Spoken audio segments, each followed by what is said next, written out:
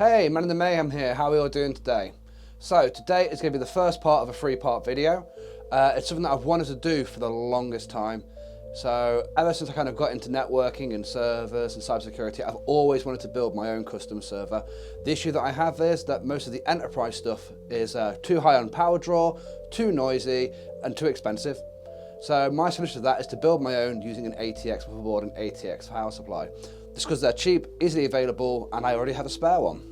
So to start this project off, I have bought a new rack mountable server case to go in my server rack in my office. So let's grab it. Ugh.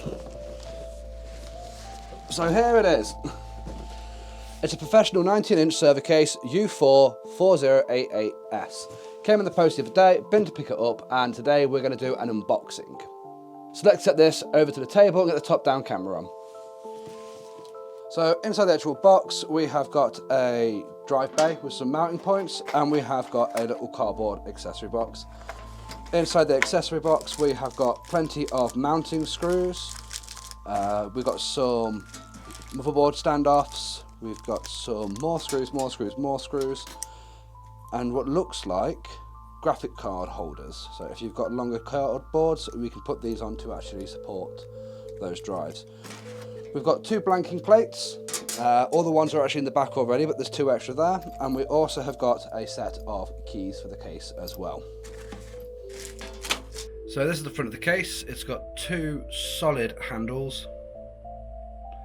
It's got a nice locking door with a perspex screen, and it's got space for a fan. Behind the locked door, we've got a power on and off button, a reset button, a hard drive light, power light, and 2 USB 3 ports. There is also 3 5.5-inch bays here to put drives in. There's also a removable air filter here to make sure the inside of your case stays nice and clean and keeps all the dust out. On the back of the case, we've got a cutout for an ATX power supply. We've got space for 2 fans, our I/O shield, and space for 7 PCI card slots. Inside the case is a brace across the centre. This protects your actual case from bowing and bending in when using anything heavy. We have also got our USB 3 ports and our motherboard connectors for our hard drive lights, reset and power buttons. There's also a breakout cable here for an actual pre-installed fan for you at the front. When the hard drives are installed, they do stick out a small amount. Here is the 5.5-inch bays. There is also a space for a 3.5-inch drive at the bottom there too. We've also got a drive bay over here that will hold a further 7 hard drives.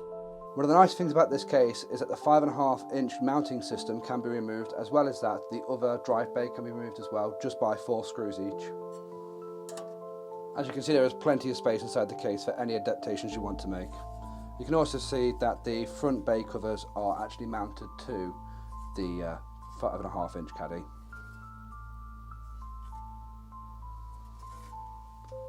Front covering plates are also made of metal, so if you were worried about someone just pushing them through, they are screwed on quite securely and a good hardy piece of metal.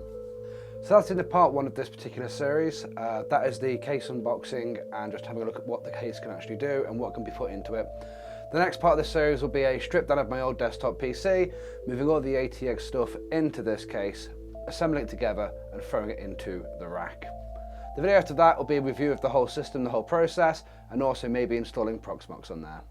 This has been Man in the Mayhem. Hope you enjoyed this. Happy hacking. See you next time.